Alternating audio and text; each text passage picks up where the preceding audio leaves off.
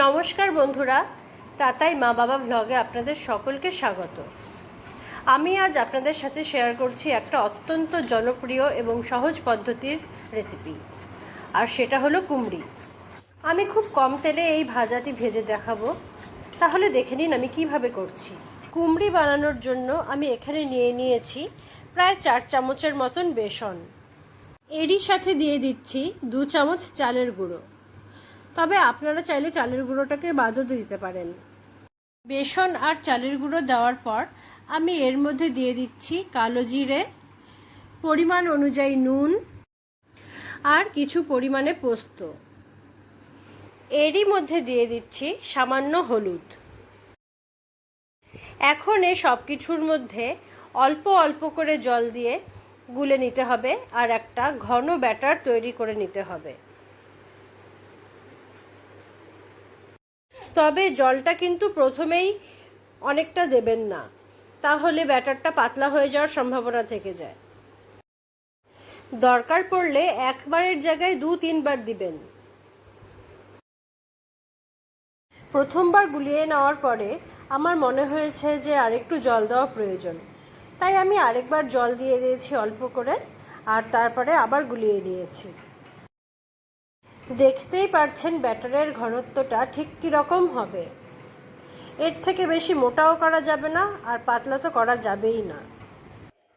এদিকে আমি মিষ্টি কুমড়োগুলোকে পাত পাত করে কেটে নিয়েছিলাম, আর তার মধ্যে দিয়ে দিয়েছি নুন আর চিনি।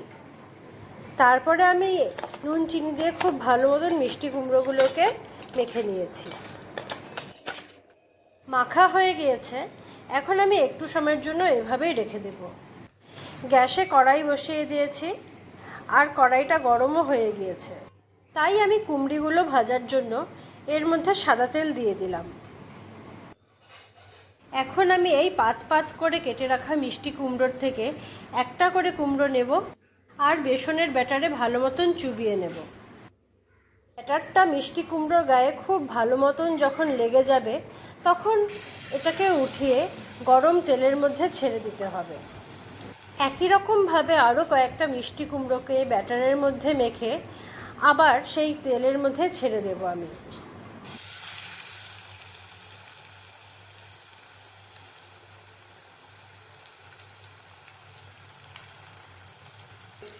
এক পাশ যখন মোটামুটি ভাজা হয়ে যাবে, তখন আস্তে করে পাশ উল্টে দিতে হবে।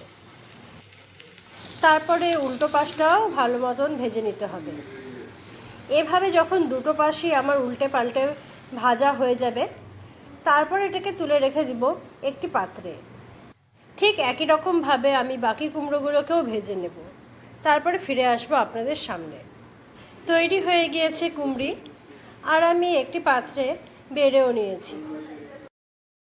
প্রায় সকল অনুষ্ঠান বাড়িতেই কিন্তু ডালের সাথে কুমড়ি পরিবেশন করা হয়। কুমড়ি খেতেও খুব ভালো লাগে আর করাটাও ভীষণ সহজ। তাই বন্ধুরা, যদি আপনাদের আমার এই সহজ পদ্ধতিতে কুমড়ি ভাজাটা আপনাদের ভালো লেগে থাকে, তবে অবশ্যই আপনারাও বাড়িতে ট্রাই করে দেখবেন।